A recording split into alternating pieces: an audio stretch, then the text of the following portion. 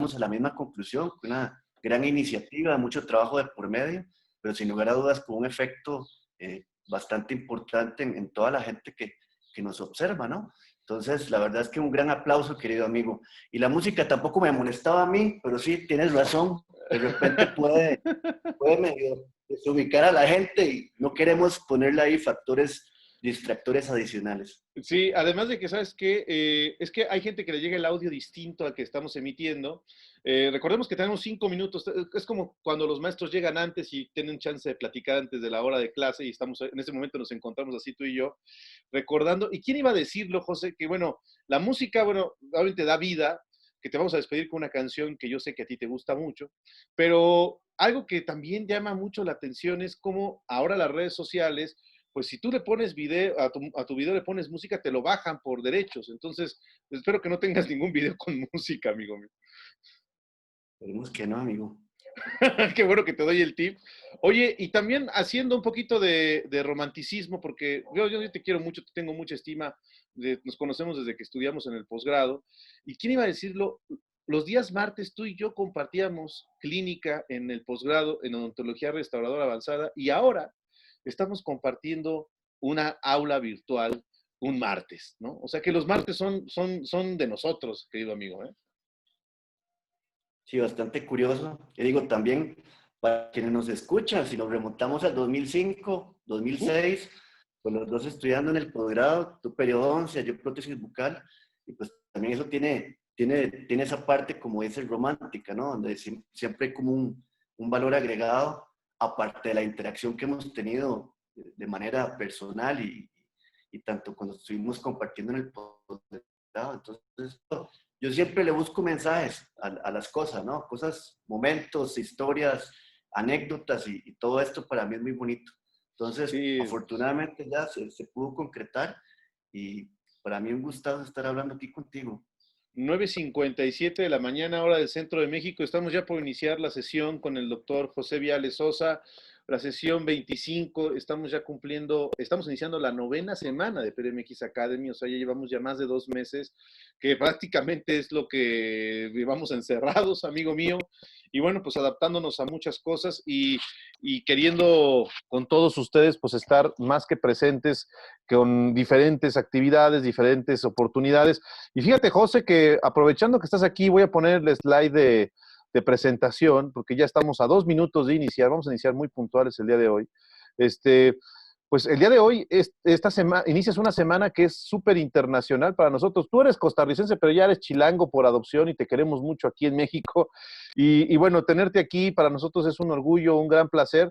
Pero el día de mañana también tendremos a un gran amigo que quiere mucho a México y que no es nada más y nada menos que el doctor Filippo Graziani, que es presidente de la Federación Europea de Periodoncia, un gran amigo mío, un gran colega, un gran maestro. Pues el día de mañana también más que invitados y el día jueves tendremos a Susi Linder, que viene de una mezcla Suiza-Perú, así algo así como José Viales, que es Costa Rica, México. Bueno, Susi Linder es Suiza-Perú, pero bueno, hoy iniciamos esta semana internacional con uno de mis grandes amigos y colegas que más respeto, el doctor José Viales. Pepe, muchas gracias por estar aquí. Y bueno, son las 9:59 hora del centro de México. Quitamos la pantalla de bienvenida para darles a todos una cordial bienvenida a la sesión 25 con nuestro invitado. Y pues José, los controles son tuyos. Adelante y bienvenido aquí a Perio MX Academy. Perfecto, querido amigo, muchísimas gracias. Vamos a ubicar dónde están mis controles porque por alguna razón se fueron un momentito. Aquí estamos. Déjame ver.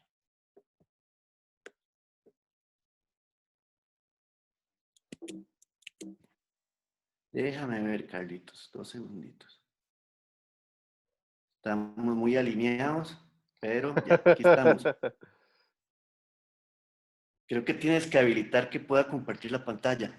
Exactamente, te voy a volver anfitrión, ¿te parece?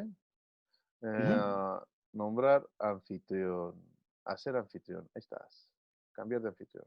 Listo. Perfecto. Y ahora sí. Ahora sí ya no les quede mal. Aquí está ya, pues mi primera diapositiva y reitero el agradecimiento por la oportunidad, el aplaudir la proactividad de Carlos, porque a veces la gente somos muy dados a criticar cosas que ya existen, ¿no?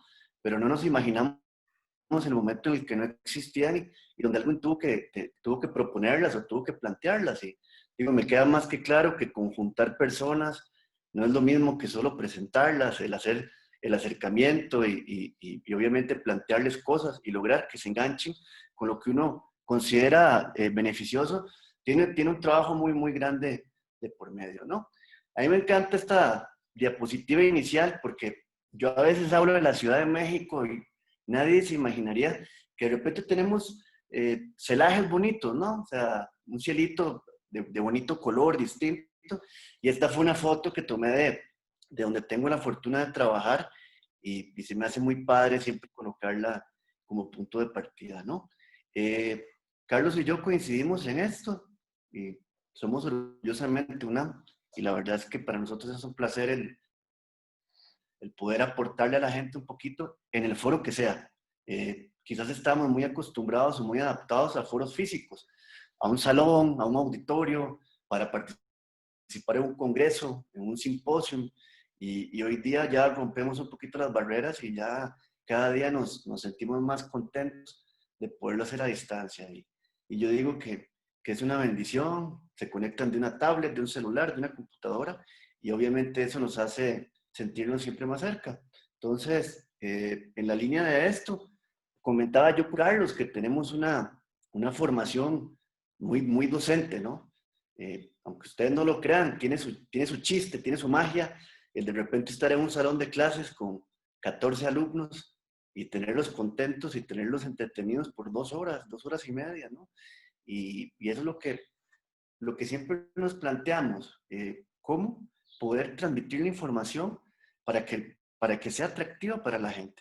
Entonces, el día de hoy, yo me tuve que sentar a hacer mi tarea como siempre, porque no crean ustedes que yo tengo una nube donde alguien me comparte material y simplemente lo incorpora a mis presentaciones, ¿no? Hice mi tarea pensando en ustedes, pensando en un foro que puede ser muy variado. Alumnos que aún estudian, gente recién egresada, especialistas y colegas de muchos sitios, ¿no? Entonces hoy quise plantear claramente dos vertientes. Una un poco más guiada a dientes y otra un poco más guiada a implantes, ¿no? Quise que fuera bonito y ameno para todos, sin caer en un tema muy complejo en el que obviamente pudiera perder la atención o el enfoque de cada uno de ustedes, ¿no? Entonces vamos a ver muchas cosas, preparaciones totales y parciales y entender un poco de la filosofía actual en donde se maneja casi por ley o por regla la mínima invasión. Pero yo hoy les quiero plantear lo contrario, o sea, el entender que es muchas veces la necesidad clínica la que plantea si el concepto puede ser poco invasivo o si tenemos que hacer una preparación total. ¿Cómo seleccionar materiales? Escuchamos disilicato de litio, óxido de circonia, restauraciones feldespáticas, composites. Y hay que entender que cada quien tiene su escenario. Cada uno es importante y relevante. Simplemente el ir teniendo ese feeling, ¿no? E ir conjuntando esa corazonada, esa experiencia clínica con conocimiento para entender dónde cada uno de ellos quizás entre en un escenario en el que podría ser más favorable y ante todo más predecible, porque obviamente aquí la predictibilidad es algo básico y es algo muy importante. Vamos a hablar de desplazamiento gingival y también comentaba yo con Carlos por teléfono la otra vez que me gusta hacer hincapié en desplazamiento porque no es retracción. Si yo estoy haciendo un procedimiento en el que quiero capturar el negativo de algo, que puede ser una preparación, puede ser una cavidad, si yo pienso en retracción del tejido, verdaderamente que lloro. O sea, imagínense ustedes, imaginen que ven ahí arriba centrales, laterales, y el tejido se retrae después de que ustedes obtienen esa impresión, pues obviamente el impacto que puede generar en todo el procedimiento que ustedes están llevando a cabo va a ser sumamente negativo. Técnicas y materiales de impresión. Vaya, soy una persona verdaderamente que ama el procedimiento de toma de impresión y donde cada día tiene una apertura mayor en el entender que dentro de poco vamos a tener una migración muy clara de productos y técnicas físicas, como podría ser el mezclar un material y editarlo, a técnicas un poco más digitales, en donde yo, mediante un IOS o un escáner intraoral, capturo cierta superficie y obviamente la paso a un computador. Y bueno, desgraciadamente siempre hay más afinidad.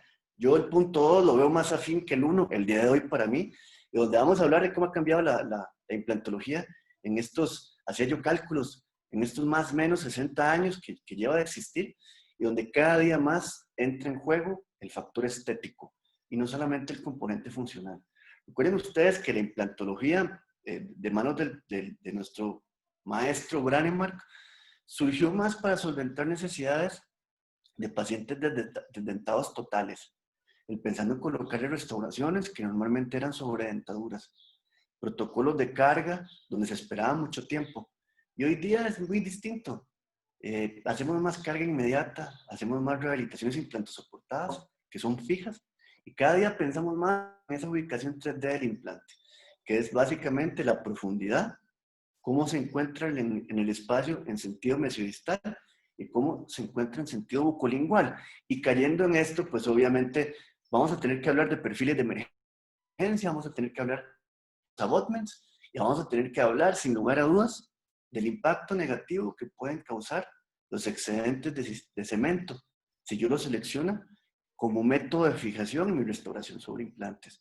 Entonces, podríamos hablar prácticamente que días, pero el día de hoy vamos a tratar de ser lo más dinámicos posible para que esta hora no sea de mucha efectividad a todos, ¿no? Entonces, bueno, no es ya nada nuevo, pero tengo ya quizás año y medio en donde me encanta ir justificando, fundamentando de lo que hablo con la literatura que yo en algún momento utilicé para inspirarme, ¿no? Para tener seguridad, claridad y solvencia de que el procedimiento aplica. Entonces vamos a ir viendo conforme la marcha ciertos códigos QR, casi todos en el lado derecho de la pantalla, y nada más los insto que pongan su cámara y los traten de ir capturando y simplemente los va a llevar a algún sitio en la nube que yo tengo y donde en algún momento me tome el tiempo de subir dicho artículo o dicho enlace, pues obviamente para beneficio y gusto de todos, ¿no? A mí me encanta, a veces nos clavamos, nos encerramos un poco, ¿no? Solamente en sonrisas prácticamente perfectas. Yo veo a esta y se me hace retadora, o sea, se me hace que tengo mucho que yo podría imprimir en esa sonrisa para hacerla mejor para mi paciente, para darle una mejor calidad de vida, más seguridad, más de todo, ¿no?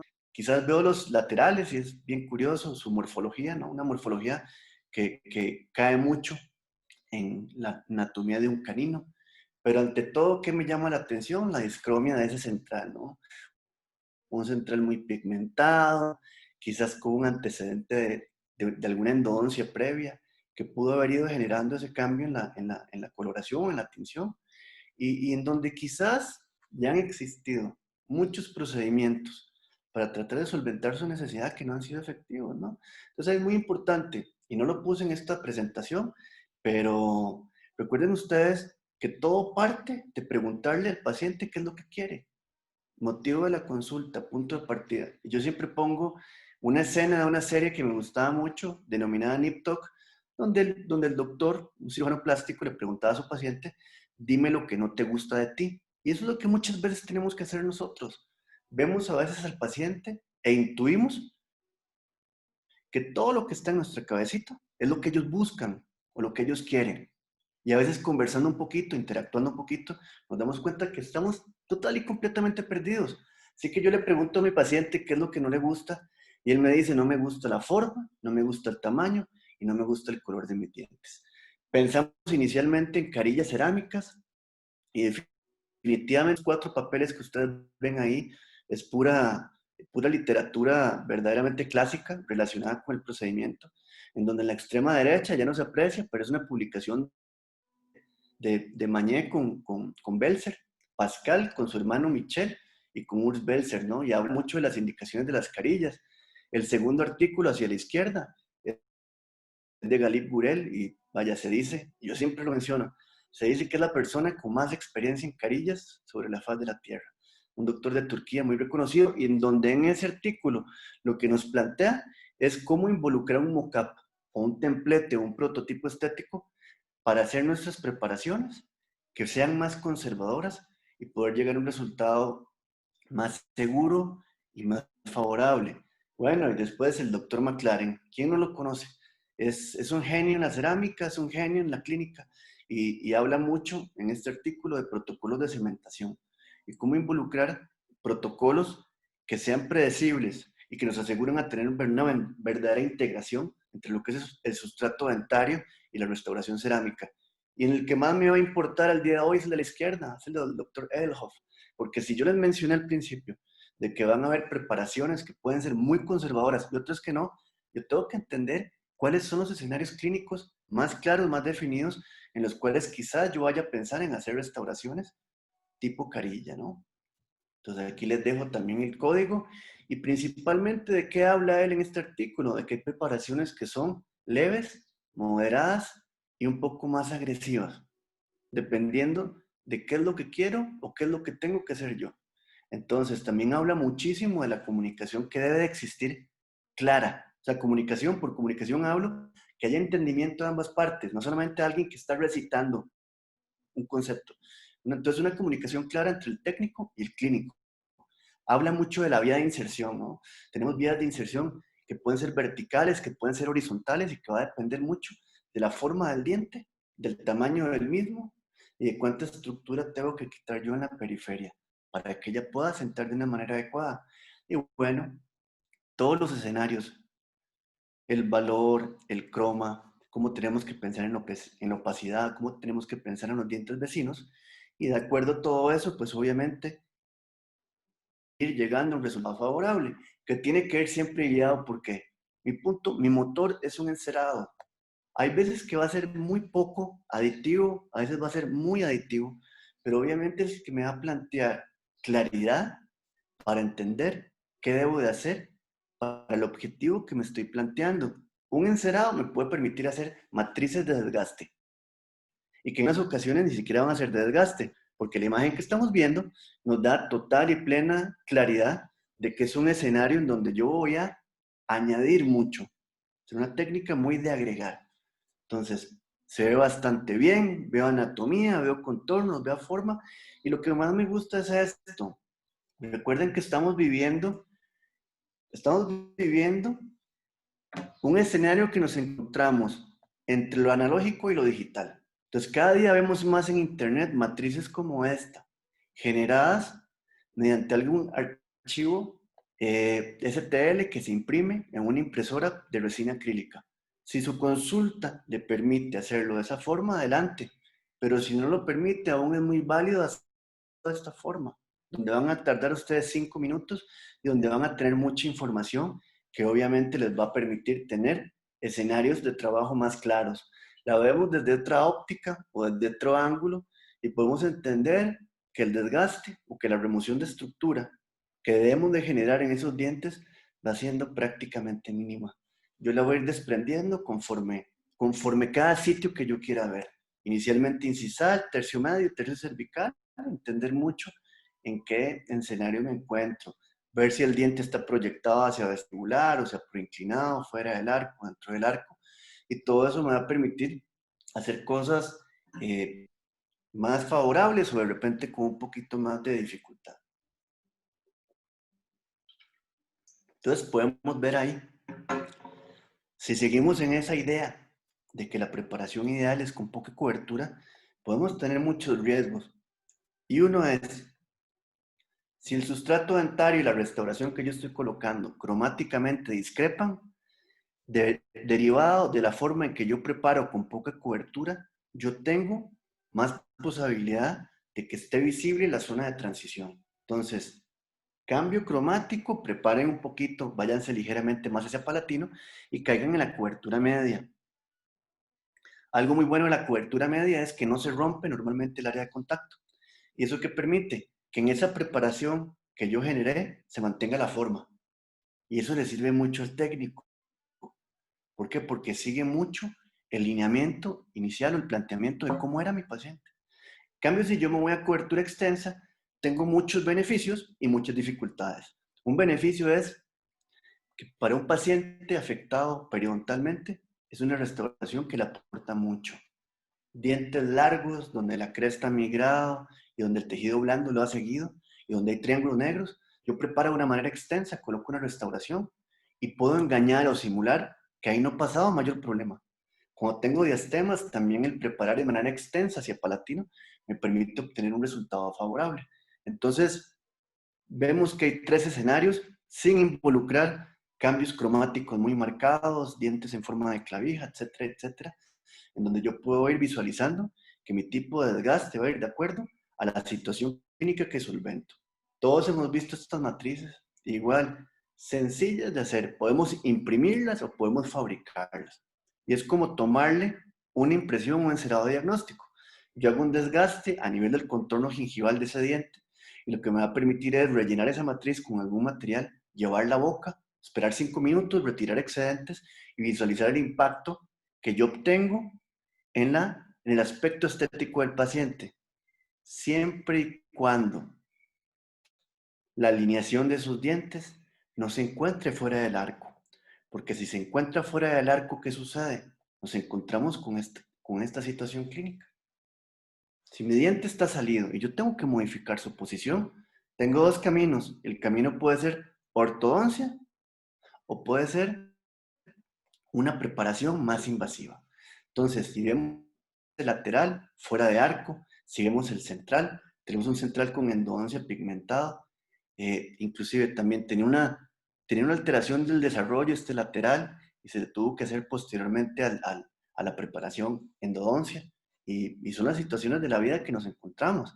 Si yo tengo ese tipo de situaciones, el mock-up no es útil y quizás yo tendría que inclinarme solamente por hacer algún tipo de planteamiento digital, en el cual sobrepongo alguna forma que yo considere que va a ser amena o que va a ser afín a la forma de los dientes y evaluar el resultado que obtengo. La imagen de la izquierda nos ejemplifica muy bien que yo debo evaluar la posición del contorno de tejido blando de los dientes, donde puede ser que yo quiera aumentar un poquito hacia arriba y hacia abajo. Cuando hablo de crecer hacia abajo es aumentar longitud. Cuando quiero crecer hacia arriba es retirar tejidos de soporte, que podría ser meramente tejido blando, también estructura ósea, que me pudiera permitir a mí tener una longitud o una forma dentaria un poquito satisfactoria, un poquito más agradable. Concluyendo, en la imagen de la derecha es algo digital, yo me lo estoy imaginando, no es palpable, no está hablando, no estoy confrontando la fonética. Cuando podemos hacerlo de manera física, pues obviamente el resultado es extremo, ¿no? Es garantía, porque ya estuvo, como dirían, evaluado, estuvo probado, y obviamente para el paciente es más claro lo que podría obtenerse haciendo algún tipo de modificación. Si les estoy hablando de templetes, de mockups, mínima invasión, preparaciones, yo siempre tengo que entender en qué me estoy basando para hacer algún tipo de preparación. Entonces, cuando hablamos de carillas, es muy claro que hagamos surcos guías en la cara vestibular, pero yo tengo que entender muy bien qué es lo que estoy utilizando como referencia para hacer dicho desgaste. Quiero decir, si ustedes ven esa fresa de bola o esa broca de bola y ven un calibrador, yo tengo que entender cuánto mide, dividirlo entre 2 y esa va a ser la profundidad del surco que yo estaría haciendo sobre la estructura dentaria. En este caso, si mi fresa o mi broca mide 1, 0.5, profundidad del desgaste que yo estoy haciendo. ¿Con base a qué? Voy a pensar si eso es conveniente, de acuerdo a los retos clínicos con los que yo me estoy encontrando, ¿no? Entonces, hay muchas situaciones derivadas de color que van a influir en el tipo de preparación que nosotros llevamos a cabo. Por favor, nuevamente escaneen este código QR, que es un código verdaderamente útil de Coachman, Calamita, Susana Morimoto, y obviamente muchísimos clínicos de mucho renombre, de mucha relevancia, que obviamente nos pueden aportar mucho. Concretamente, aquí lo que involucra en ese artículo es color de diente, encerado diagnóstico, color del mockup, pensar en el tipo y cantidad de desgaste, color del medio cementante y la restauración. Y lo mejor de todo es que me permite entender que son demasiados los factores que influyen en que yo alcance o no ese resultado que quiero. Entonces es jugar mucho con factores de riesgo, con diferentes situaciones clínicas de laboratorio y que obviamente me pueden permitir a mí, pues obviamente ser más efectivo. ser más objetivo y llegar a donde quiero llegar. Vemos pretreatment a 2, o sea, punto de partida. Le hacemos la forma de los cambios que quiero realizar con mi mockup, surcos a nivel incisal, si es que yo requiero conservar el tamaño del diente. Habrá ocasiones donde esos surcos incisales no son muy grandes, porque yo estoy creciendo, añadiendo los surcos buccal groups, que podría ser ese tipo de fresa, la fresa de bola que les mostré, preparación final, contemplando muy bien la vía de inserción y lo que sería el tono final de la restauración que yo estoy fabricando. Y aquí también otro detallito que les quiero yo aportar. Seleccionen muy bien materiales. De repente, a mí me gusta fabricar restauraciones de carilla, fabricadas con disilicato de litio, monolíticas, maquilladas, cuando yo considero que hay un factor oclusal que podría ponerlas en riesgo. Y la otra, cuando yo quiero dormir más tranquilo. Si eso no me pesa o eso no me impacta, y yo pienso más en estética como tal, las hago feldespáticas. Entonces, vayamos viendo, ¿no? De repente, ¿cuál es el escenario de mayor relevancia o mayor importancia en el que estoy trabajando? Y bueno, qué mejor que esto. Si pudieran estar viendo el fondo, donde estaba hablando el doctor Monteagudo hace un ratito, y donde hace mención del reconocimiento que le da Gargulio, qué mejor que esta imagen, ¿no? O sea, como lo definamos, el ancho biológico, el espesor biológico, la nueva clasificación de enfermedades periodontales y periimplantarias le da otra categoría que yo no recuerdo, la verdad, pero tengo que entender muy bien que tengo un espacio entre mi diente, mi tejido blando, el cual yo no puedo invadir de más porque puedo generar algún tipo de problema. Entonces, recuerden que mis preparaciones tienen que ser muy, muy, muy sutiles con ese ancho biológico, con ese espesor biológico, ¿no? Yo no quiero invadirlo y principalmente algo que también quiero que quede claro al día de hoy es, si yo quiero un equilibrio biológico protésico, yo no tengo que invadir estos tejidos de soporte, porque lo que causa es un agente inflamatorio constante, que lo que va a generar en algún momento es pérdida ósea. Y lo vamos a ver más adelante cuando veamos un poquito de implantes. Con implantes dentales pasa lo mismo. Preparaciones, siempre evalúo que haya la menor cantidad de retenciones. Tengo 2 carillas, tengo 2 preparaciones totales. Tejido quizás un poquito inflamado, nada de qué preocuparnos tanto. Pero yo aquí evalúo si ese contorno periférico llamado terminación lo estoy visualizando con claridad totalmente, en 360 grados. Y de esa forma, pues entender qué tanta factibilidad va a tener que esa restauración se fabrique de una manera precisa y mucho medio cementante. Es que eso es lo que a veces no entendemos. ¿Qué sucede cuando mis preparaciones son muy retentivas a nivel periférico? Se obtiene una impresión física o digital, tiene que bloquearse o aliviar sitios. Entonces, esos sitios que se alivian o se bloquean van a ser ocupados por una mayor cantidad de cemento que ante las cargas oclusales va a tender a poder colapsar con mayor facilidad. Miren esa impresión física, tomé, para mí bella, ¿no? Hice una mezcla de polivinil siloxano, masilla con cuerpo ligero. Pequeños tips. Yo tengo que cuadrar mis tiempos de trabajo. Normalmente trabajamos a 4 manos con alguien que nos asiste. Entonces, lo más conveniente es, yo tengo colocados hilos. Normalmente utilizamos una técnica a doble hilo. Un hilo muy delgado al fondo de lo que sería mi espesor biológico, mi ancho biológico, que yo quiero que casi se me olvide que existe. Está impregnado con alguna sustancia que normalmente es un astringente. Podría ser cloruro de aluminio, sulfato de aluminio. Y en la parte más coronal, que es el que están viendo ahorita, el hilo número 2, amplio, que yo quiero que desplace lateralmente. A veces nos toma tiempo insertarlos, están los hilos colocados, le doy 5 o 10 minutos al segundo hilo, quito, lavo y seco, y yo ya tengo que programarme muy bien para que en una cucharilla, cubeta o portaimpresiones haya adhesivo colocado afín al material que seleccioné y mi asistente esté colocando la masilla. Yo esté inyectando en boca, aplicando aire y procurando que esos dos materiales se incorporen entre sí en un plazo no mayor a 1 minuto. Si lo logro, normalmente todo va a ser muy, muy, muy favorable. Eh, Volviendo a la realidad, volviendo a los temas actuales, cada día se confrontan más y tengo impresión física digital. Entonces, hay una serie de artículos de esta doctora, de Marta Revila, donde habla muchísimo de los factores que influyen en que esas impresiones digitales sean tan efectivas como queremos. ¿Qué quiero llegar?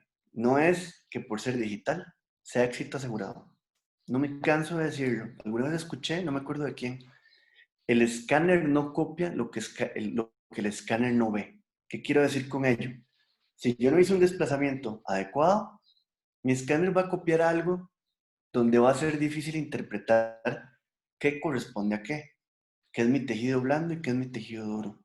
Entonces, si el que hace un mal desplazamiento el día de hoy cree que por comprar un CEREC, por comprar un Trishape, Trios, por comprar un Beyond, por comprar un aparato de ese tipo, se solucionan todos los problemas, tristemente yo tengo que decirles hoy que no.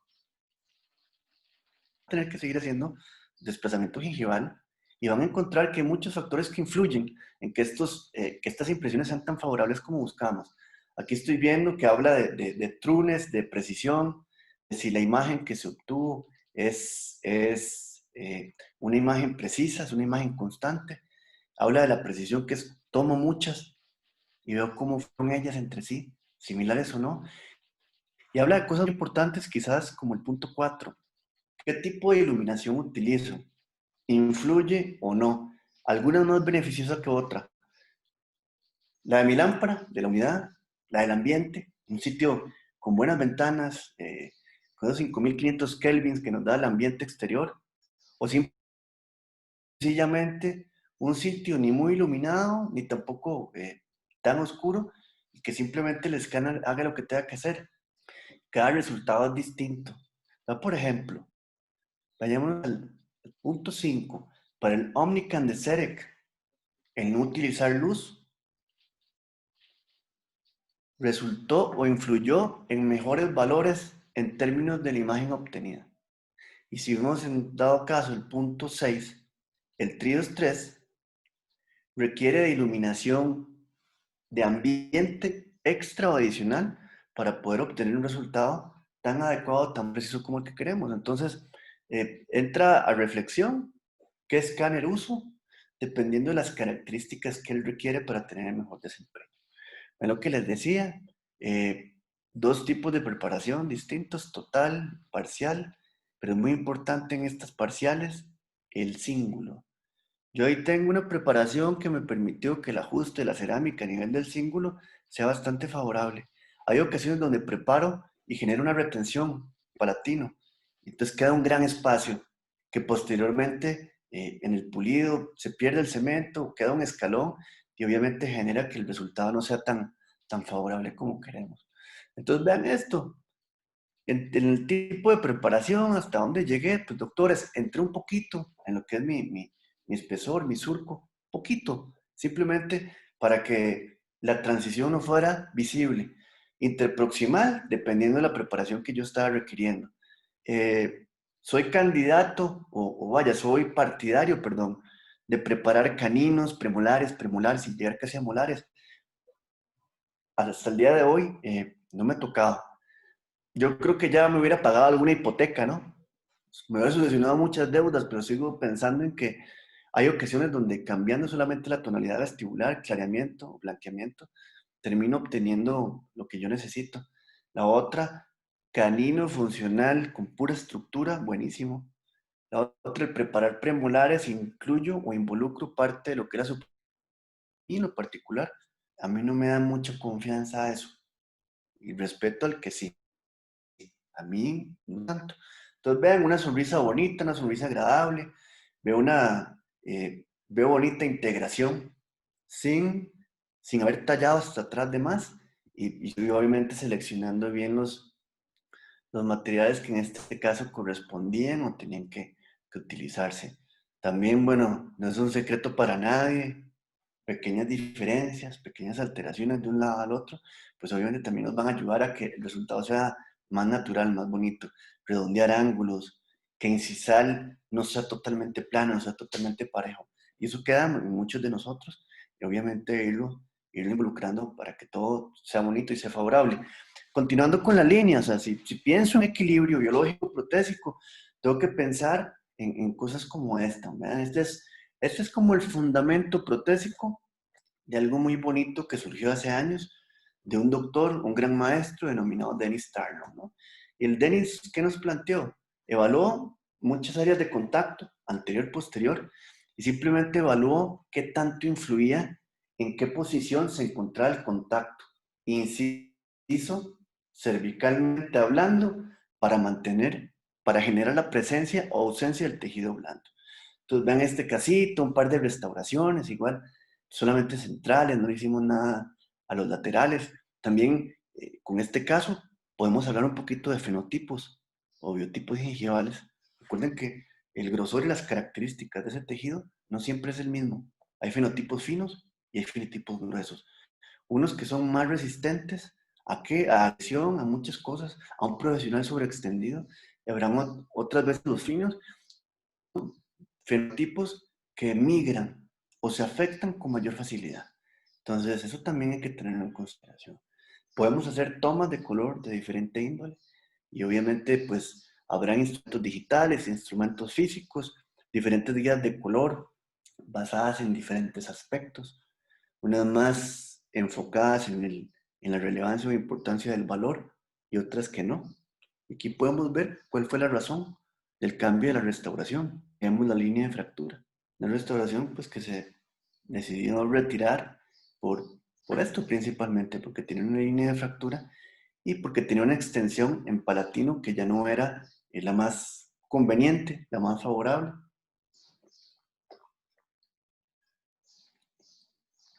Y esta imagen me encanta. Me encontré un reto clínico doble, ¿no? Una, el color del sustrato.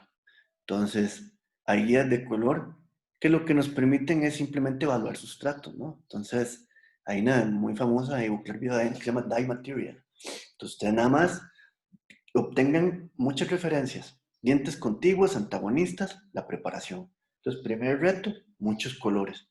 Y el segundo, si ustedes ven, hay un hilo de un color en la parte vestibular y hay otro hilo de otro color en la cara palatina y en la superficie mesiodistal, ¿no? ¿Por qué? Porque yo me encontré un fenotipo distinto, un tejido muy grueso, muy robusto, de mucha presencia. Cuando digo presencia, hay veces que el hilo tiene que desplazar porque el tejido es de mayor grosor y me impide o me limita un poquito. Y vamos en la parte vestibular, que era muy delgadito, y donde quizás colocar un hilo más amplio, más grueso, me iba a poner en un poquito más de dificultades. Recuerden que los fenotipos, hay inclusive características dentarias muy vinculadas a ellos, ¿no? Fenotipo grueso normalmente es un dientito más cuadrado, un fenotipo fino es normalmente un dientito más triangular, más alargado. Recuerden, papilas, fenotipo fino, triangulares alargadas. Eh, digamos que llegan mucho, casi hasta incisal. En cambio, las del fenotipo grueso son más chicas, más gorditas. Entonces, todo eso hay que ponerlo sobre la mesa al momento de tomar decisiones como esta. Yo utilicé ese hilo en ese momento por la presencia del tejido blando, pero cada día tratamos de utilizar más sustancias que sean más conservadoras y menos invasivas. Entonces podemos ver aquí en la derecha, es una pasta astringente.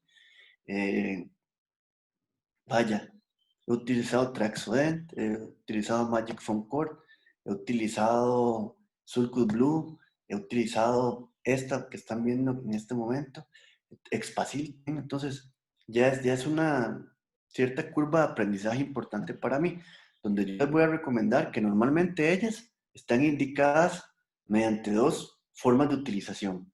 Y una es en ausencia de hilos, inyectar en la periferia, esperar 5 minutos, lavar y secar y hacer su registro.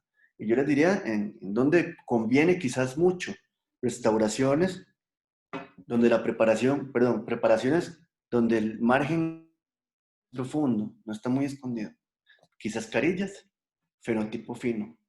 La segunda, empacar el primer hilo muy profundo, colocar hasta esperar que se haga ese desplazamiento, lavar, secar y obviamente obtener el registro. Entonces yo les diría, desde mi óptica, es mejor en restauraciones donde la terminación es equidistante al tejido blando o ligeramente por debajo. Carillas, hasta ahí. Preparaciones donde son coronas totales y hay mucho tejido, quizás a mí no me termina de llegar. Aquí lo vemos, hay inclusive marcas comerciales que recomiendan el utilizar algo mecánico que genere presión y que empaquete un poquito más la sustancia o la pasta que se está utilizando. Me gusta mucho en Compul, buen control de infecciones, utilizo lo que se necesite y se desecha el resto.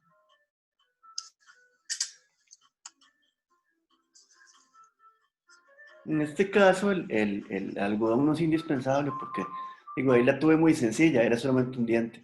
Pero cuando son muchos, obviamente es bastante complejo, o bastante delicado, bastante difícil el poder, obviamente, obtener resultados que nosotros queremos.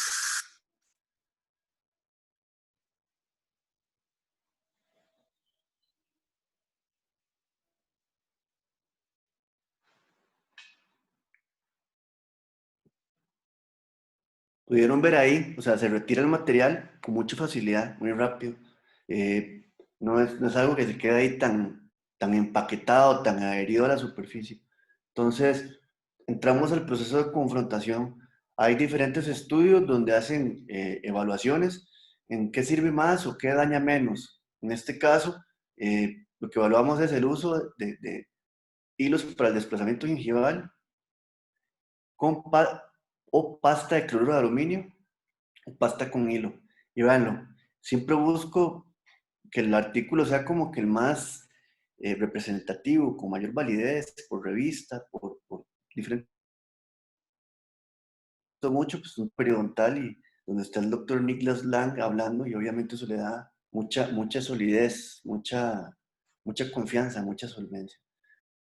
Entonces, vean, 67 pacientes, se tomaron fotografías, modelos y se utilizaron los productos de esa forma que viene descrita. Y lo que se encontró como resultado es lo siguiente, que es más palpable o más visible que en la utilización de una técnica con dos hilos haya algún tipo de desplazamiento del tejido blando. También tenganlo en consideración. Va a depender mucho de si utilicé hemostático o astringente, o sea, sulfato férrico o cloruro de aluminio. ¿Qué hilos eran? ¿Qué tan fuerte los empaqueté o coloqué? ¿Y qué tanto tiempo estuvieron colocados? Todo eso influye de igual forma. No solamente el hilo per se, ¿no? Sino todos estos detalles, cómo es la manipulación del clínico, cómo es su tacto, qué tan cariñoso y delicado es, o qué tan fuerte lo hizo, etcétera, etcétera. Y esto lo queremos obtener, es una reproducción bonita, palpable, clara, definida, de todo lo que es la periferia de la restauración que nosotros generamos o que nos aplicamos. En este caso, ese hilo que quedó ahí, lo retiro o no. A veces nos pican las manitas por quitarlo, arrancarlo. Miren, yo les digo que mejor se controlan, porque muchas veces el tratar de tirar de él rasga el material y perdemos todo ese trabajo que nos tomó mucho tiempo, ¿no? En este caso, vean, utilicé un material que es igual, polivinil siloxano, o sea, silicón por adición, y ligero, y digamos que un cuerpo pesado. Ese cuerpo pesado lo dispensa una máquina que se denomina Pentamix. Y dice la literatura que uno de los grandes beneficios del Pentamix o de las máquinas de automezcla, porque también tenemos de Buclar, de Shermax, etc., es que incorpora menor cantidad de aire al momento de hacer lo que es el registro, la toma de impresión. Entonces, si queremos encontrar algo bueno, pues menos aire, menos burbujas. Pero vuelvo a lo mismo, todo, esto es un todo. Y si tendemos a fallar en una parte del proceso, vamos a tener problemas. Podría ser cómo preparo, cómo desplazo, cómo impresiono. Tenemos que ir conjuntando todo y obviamente vamos a tener buen beneficio. Y vean, ese es el artículo del doctor Tarnow. Qué viejito. Hasta la captura de pantalla se ve antigua, ¿no? De 1992 en el Journal of Periodontology. Entonces, evaluó en qué posición, cresta, área de contacto, distancia, podría tener yo más probabilidad de que esa papila estuviera.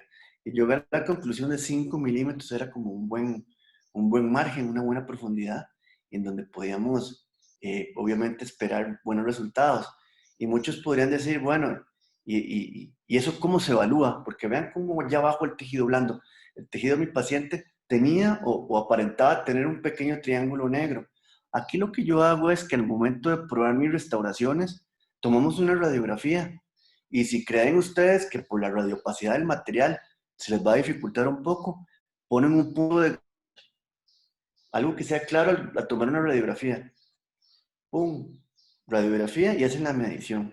Entonces simplemente van a medir de aquí a la cresta ósea cuánto hay.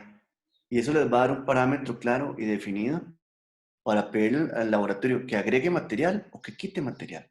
Y de esa manera estar en ese parámetro y obviamente poder ir obteniendo un resultado más congruente de acuerdo a literatura, de acuerdo a hallazgos, de acuerdo a cosas que han sido documentadas y obviamente quizás ir por un caminito un poco más seguro, un poco más favorable.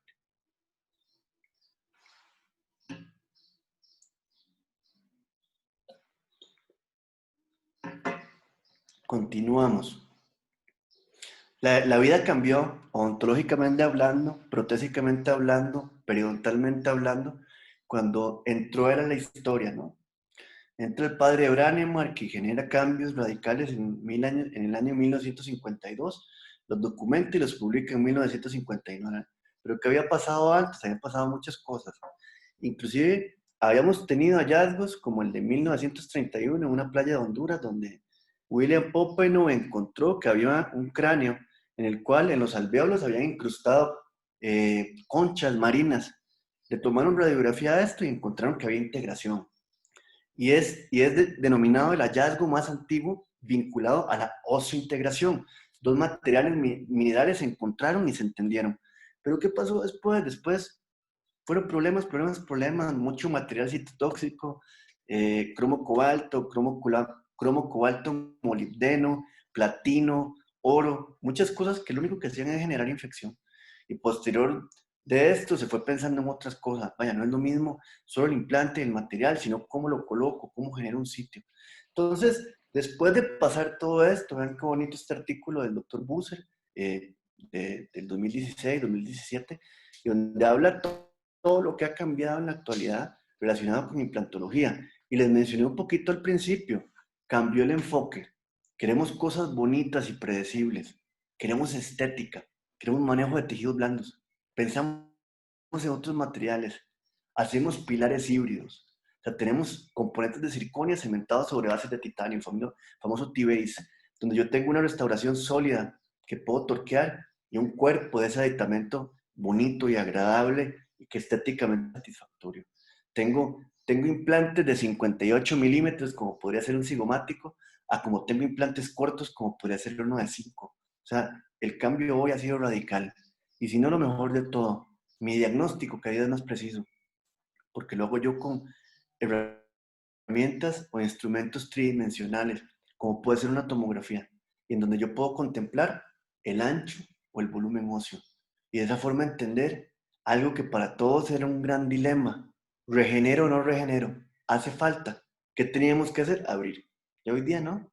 Yo lo veo desde la tomografía y yo sé si requiero generar más volumen a nivel de mi implante perdón, en la parte vestibular, es que me salió como una leyenda ahí, quería leerla, pero no se puede ver. Si tengo que hacer más volumen del hueso para garantizar la integridad de esa tabla vestibular y de esa forma evitar un colapso de la misma y que mi tejido blando migre. Cada día tengo más claro que ese implante en sentido bucolingual tiene que estar lo más palatinizado posible. Y aquí podemos ver la ilustración del doctor Steven Chu, donde hace referencia a lo mismo. En este artículo es lo que habla es de, hace estas piecitas, que hoy le vamos a denominar conformadores, y habla de colocar implantes el mismo día de la extracción del diente, colocando esa piecita o ese conformador para poder capturar este aditamento o este abutment con la menor contaminación posible del sitio y con el menor colapso del mismo. Entonces, terminó un poquito más el diseño para tornillos de cicatrización personalizados, pero comenzó mucho con ese concepto, de la necesidad de preservar ese volumen, de preservar ese contorno, ese perfil de emergencia. Entonces vemos qué bonito se ve ese par de restauraciones, estéticamente muy favorables, biológicamente también. Veamos en sentido apicocoronal dónde está esa plataforma, 3, 4 milímetros abajo. Vean cómo se ve este tejido, rosa coral, o sea, un tejido que es sinónimo de que el tejido está saludable. Vemos cómo cada día involucramos más sistemas cerámicos libres de metal. 2 restauraciones libres de metal y aquí en la derecha un pilar híbrido. Y recuerden que hasta hace poco no era muy alcanzable. Y hoy día una gran bondad que nos permiten los sistemas libres de metal es la precisión. Estética, depende qué selecciono y cómo lo hago, pero la precisión muchas veces es enormemente mayor que otro tipo de restauraciones. Y vean qué bonito ese articulillo que me encontré por ahí. Hacen una evaluación de 188.695 restauraciones libres de metal. Y sí, sí lo dije bien, 188.695, o sea, es un número bárbaro. Y lo que hicieron fue evaluar garantías metidas a laboratorios dentales y ver qué tanto de lo que se hizo fracasó. Y encontraron resultados hoy día súper favorables, especialmente las restauraciones monolíticas, como les mencioné al principio. Vean, si hablo de restauraciones monolíticas, de todas las que se evaluaron de circonia, tuvo solamente un porcentaje de fractura de 0.78. Nos vamos a las estratificadas y el número es un poquito más alto, pero quizás tampoco algo de lo cual yo me tenga que preocupar mucho, ¿no? Entonces, cada día vamos mejor, escenarios más favorables. Es como cuando el paciente nos pregunta, oiga, ¿esta restauración me la voy a tener que cambiar algún día? Tristemente, pues sí. ¿Por qué? Porque hay factores relacionados con él, con la higiene, tejidos de soporte, cuestiones endodónticas que podrían generar que yo tenga que quitarla, pero también muchas veces el colapso y el fracaso del material restaurador. Entonces, reitero, vean qué bonito resultado, vean qué agradable, vean qué integración. Prácticamente se nos olvida que está ahí. Vean cuando hablaba al principio de las carillas, yo no quiero que las zonas de transición sean muy evidentes. Hoy día, es más, como en 15 o 20 minutos en un webinar del doctor Linkevicius, se habla mucho del concepto del zero bone loss o cero pérdida ósea. Recuerden que al principio habían conceptos, por ejemplo, planteados por Albrechtson, por Thomas Albrechtson, donde se hablaba que la pérdida ósea en el primer año era aproximadamente de 2 milímetros y que con el paso del tiempo tenía que ser 0.8 y eso era algo controlado. Hasta que hoy día, cada día nos confrontamos más esos conceptos y llegamos a la conclusión de que puede ser que un día lleguemos a que no haya pérdida ósea. Entonces, por eso les digo lo del zero bone loss. El doctor Linkevicius lo que ha hecho es evaluar muchos escenarios donde evalúa altura de las paredes de los aditamentos, cómo se comporta con lo que es el tejido óseo, y también donde incorpora 2 conceptos. Uno, el que vemos aquí, y dice el impacto del tipo y configuración del aditamento y su remoción repetitiva en el impacto en la adherencia del tejido blando y la pérdida ósea. Y se encontró que entre menos quite yo un componente, más favorable voy a ser con mis tejidos duros y blandos. Puntual, para el que se ha metido un poquito más en la implantología, cada día tenemos pilares transmucosos o transepiteliales que comúnmente les pueden decir multi-units, en donde yo pongo mi implante y desde ese día coloco esa pieza. Y el estar evitando múltiples desconexiones hace que haya menos inflamación y que todo se comporte mejor. Siempre tengo una super duda, si este video tiene audio, y yo siempre le bajo el volumen porque digo, no, y si está muy alto y se me quedan sordos todos ustedes, y no sé la verdad qué tanto se empate el audio que estoy escuchando yo con lo que ustedes oyen por allá. Pero básicamente, aprovechando estos minutos, ese es un componente transmucoso. Está puesto el implante, se puso esa pieza, y esa pieza se está torqueando, ya no se va a volver a quitar.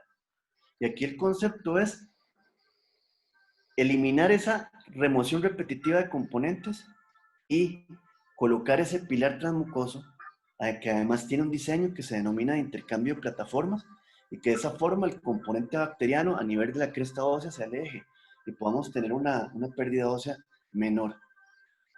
¿Quién fabrica esto? Múltiples compañías. Entonces, aquí lo que yo quiero es con conceptos actuales para promover una menor pérdida ósea y por ende, viéndolo desde otra óptica, un mejor mantenimiento de la posición del tejido blando, yo pondría esa pieza azul que están viendo a la izquierda en mi implante de la derecha, desde el día que yo lo coloco. Ok, ¿cuál limitante tendría? El espacio protésico. Si yo lo pongo aquí en el segmento anterior, yo podría tener menos perfil de emergencia, pero en la parte posterior quizás no me genere tanto problema. Cementar versus atornillar, aquí les va otro artículo con otro código. Ya hoy está más que claro, casi que la única situación clínica donde cementamos es donde esa posición bucolingual o angulación del implante rebasa los 20 milímetros. Fíjense que hay sistemas que se denominan de corrección de angulaciones. Otra vez escuchaba un webinar del doctor Chu y el doctor Chu decía eso. ¿Cuándo cemento hoy día? Cuando mi corrección de angulación va a tener que ser mayor a 20 milímetros. Y no tengo confianza de que el torqueo del tornillo vaya a ser el adecuado. Entonces tenemos múltiples ventajas y desventajas de un sistema y del otro. Y yo les diría que el que le gana a todos es este, recuperabilidad, retriability. Entonces recuerden, la capacidad o dificultad para abordar una complicación biológico-mecánica en dado caso de que yo tenga un problema. Yo no quiero destruir esa restauración. Entonces, cuando son atornilladas, yo abordo la entrada por donde metimos el tornillo con mucha facilidad y obviamente el resultado termina siendo muchísimo, muchísimo más favorable o menos difícil. Y bueno, ya casi para acabar, recordemos perfiles de emergencia.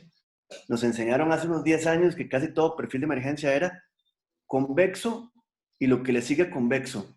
Era a ese aditamento hágale la pancita más grande del material en la parte vestibular y así es como se va a ver bonito. Y hoy entendemos, y muy correlacionado al artículo que les mostré hace un ratito, que dependiendo de dónde está mi implante, palatino, medial o vestibularizado, así va a ser la forma que yo le voy a dar el perfil de emergencia, que puede ser cóncavo o puede ser, sí, ligeramente convexo. Ya tenemos cada día más claro procedimientos que nos generan mucho beneficio, como la colocación de implantes inmediatos a la extracción. Y vean, no tiene mucho que no se hacía. Peter Worley 98. Y posteriormente, muchísimos clínicos lo comenzaron a hacer y de esa forma generan protocolos donde el trabajo es más rápido y donde la pérdida ósea es menor. Entonces, algo muy importante es el punto 3. Vean donde dice ubicación tridimensional del implante. Y vean el punto 2, posición sagital de la raíz del alveolo. Muchos omitimos o no contemplamos esto. Hay diferentes angulaciones de esa raíz que me permiten tener un hueso más sólido para poder colocar el implante. Entonces, la posición por naturaleza más conveniente es la clasificación 1 en sentido sagital, donde yo tengo un buen huesito en palatino, puedo colocar el implante ahí, rellenar el gap que queda en vestibular y de esa forma poder hacer una restauración bastante favorable. Puntos 2 y 3 son de cuidado y el 4 no nos metamos en eso y hagamos desde el principio una regeneración. Entonces ahí podemos ver cómo están los semáforos. El verde es el primero, 2 y 3 más o menos, piénsenlo un poco, vean qué tanta curva de aprendizaje tienen, qué tanta pericia, qué tanta trayectoria, y de esa forma lo hacemos de una manera u otra. Y la intención y la idea es esta, ¿no? Siempre siguiendo superficie palatina, la colocación de ese implante. ¿Para qué? Para que este gap o para que esta separación sea amplia, yo pueda injertar buen huesito, pueda siquiera colocar una membrana o colocar más tejido blando, pero obviamente donde la presión de esto hacia acá es muy poca y yo estoy prácticamente no generando que haya pérdida ósea.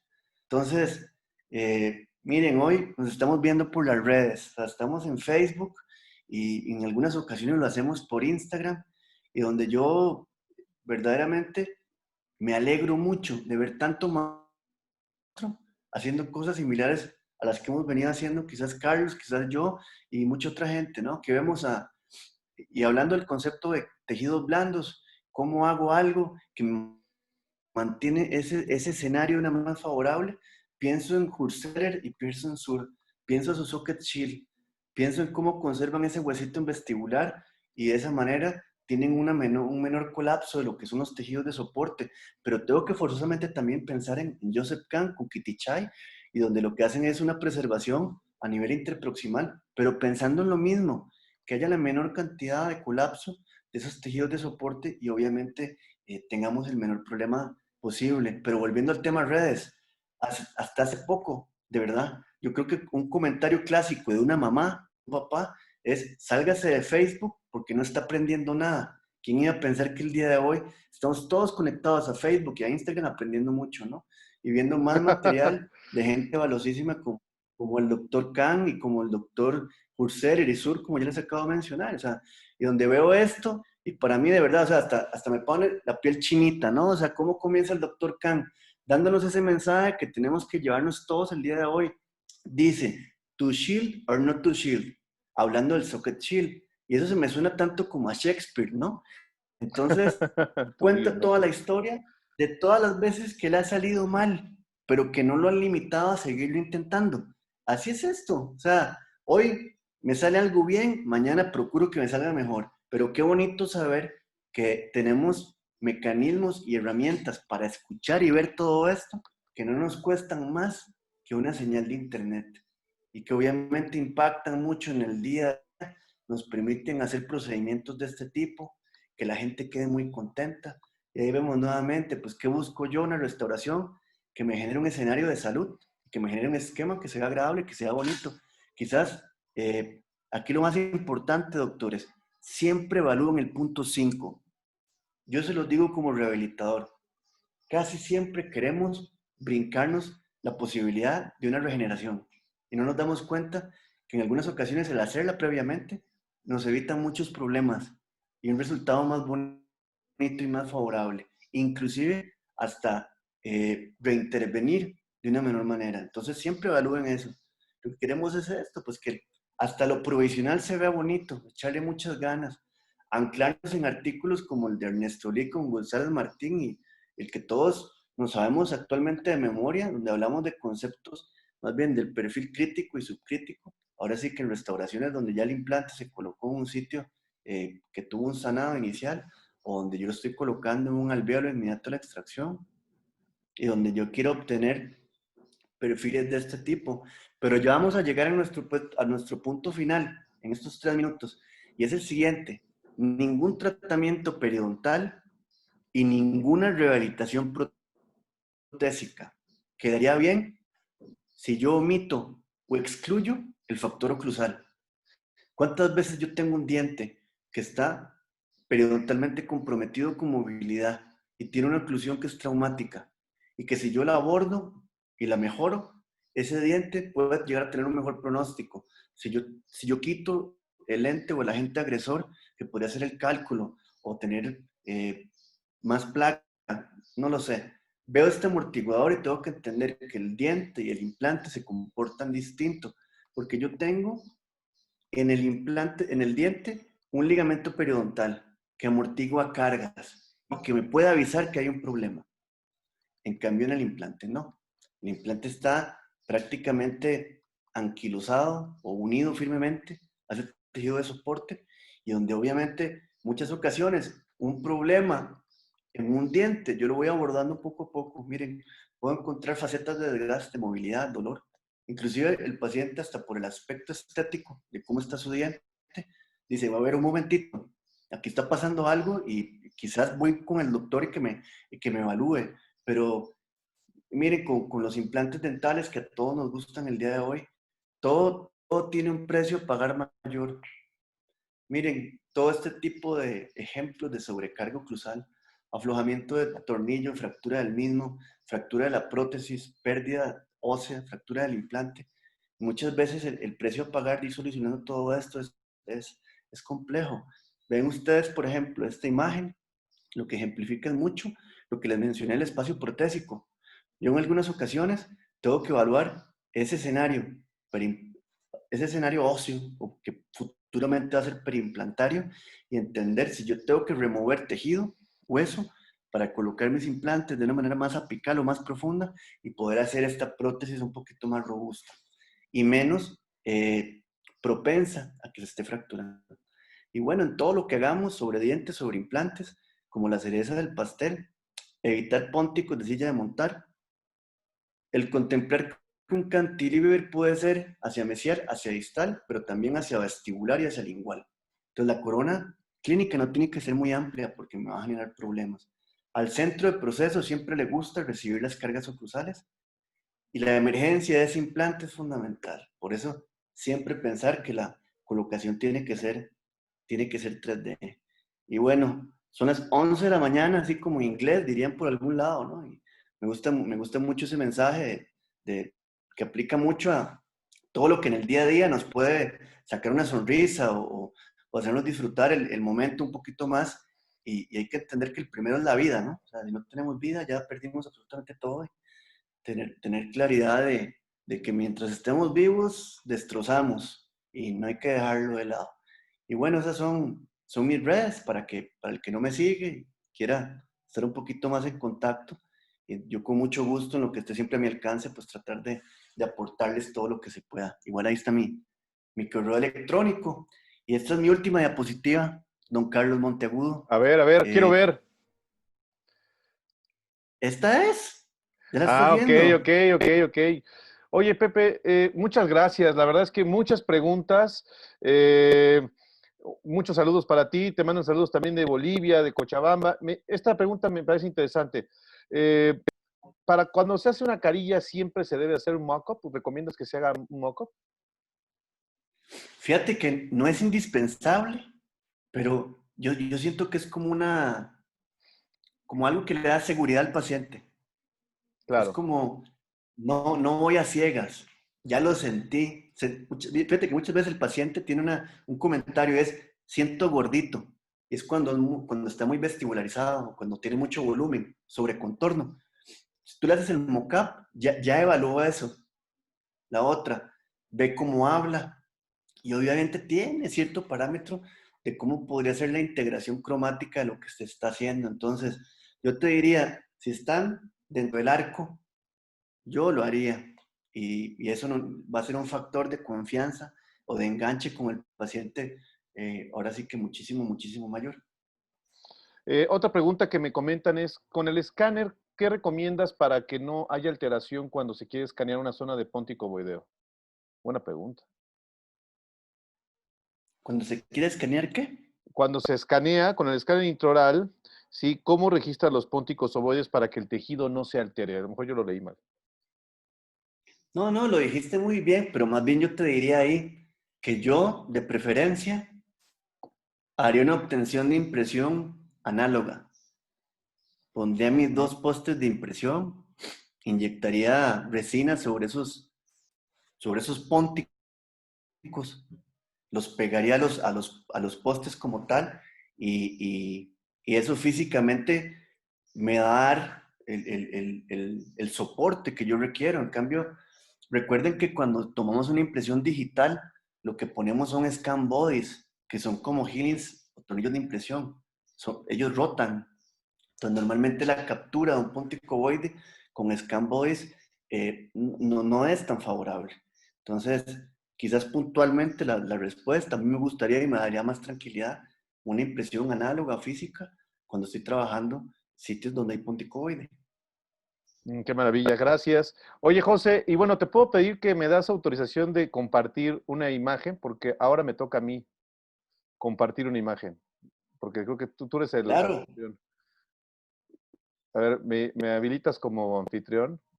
Para que yo sí te presente la última imagen de esta sesión, la sesión 25, y mandarle un gran saludo a alguien que tú conoces y que queremos mucho tú y yo. A ver, vamos a ver.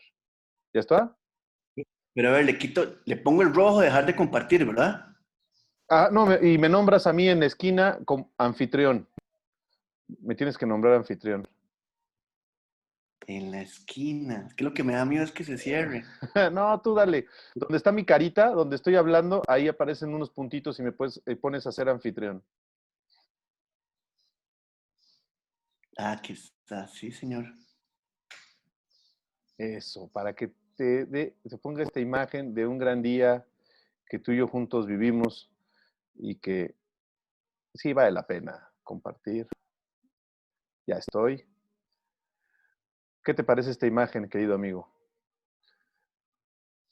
Ah, muy bonita, claro. Bueno, pues con esta imagen me despido y Pepe, pues gracias. La verdad es que esta imagen fue tomada un día que tuvimos la oportunidad de hacer un video del libro de Periodontología e Implantología con nuestro querido maestro, que queremos mucho, doctor José Arturo Fernández Pedrero, al cual le mandamos un gran saludo, que es un gran profesor, es un mentor tuyo, mentor mío, gran amigo. Y bueno, aquí sale Alejandra Cabrera, que ella fue nuestra paciente y que también es profesora de la Facultad de Odontología de la UNAM, y también le mandamos un gran saludo. Con esta imagen, José, compartiendo en clínica y hoy compartiendo virtualmente, me despido diciéndote todo lo mejor, bendiciones, muchas gracias por tu amistad, gracias por tu colaboración. Pues como siempre, de primer nivel, orgullosamente UNAM, amigo mío, un abrazo, por mi raza hablará el espíritu. Con mucho gusto, cuídate mucho. Gracias. Cuídense mucho y bueno, cuídense mucho. Mañana nos vemos. Mañana tenemos sesión con el doctor Filippo Graziani. No se lo pueden perder desde Italia para México. Cuídense mucho. Nos vemos. Hasta la próxima. Chao. Bye. Bye, bye, bye, bye. Quédense en casa, por favor. Quédense en casa. Bye.